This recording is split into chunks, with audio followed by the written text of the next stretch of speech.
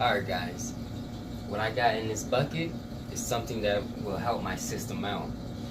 So, those that you don't know, when I started my 150 gallon reef, I had 90% dry rock and 10% live rock. And you know, when I was reading on different forums and stuff, I was reading about some of my SPS corals are not getting the growth that I want.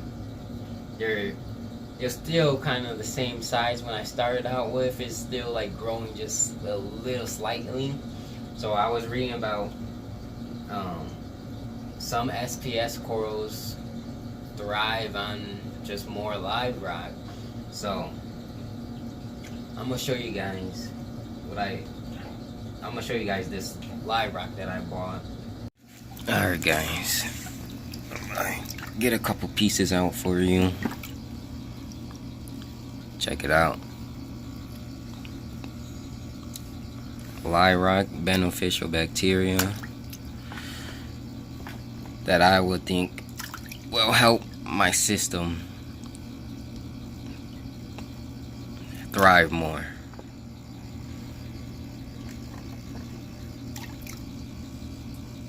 Just so you know, a couple pieces of rubble rock,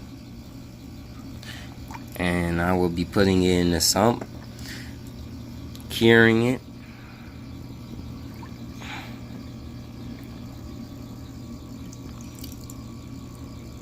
Oh, there we go. So yeah, so this is my live rock. I'm curing it for how long it takes to cure till I get that ammonia down from die off. If you want to add live rock to your already established system, you can't put it right into your sump or display tank, because look at that, guys, big ammonia on the API saltwater master test kit. Also, if you haven't watched my video about this test kit, please do. It's a nice video, good information. But look, big ammonia on that live rock. So it's because all the die off that's being shipped from the live rock. So I want to experiment with more live rock in my system. I want to see how my system does with more live rock.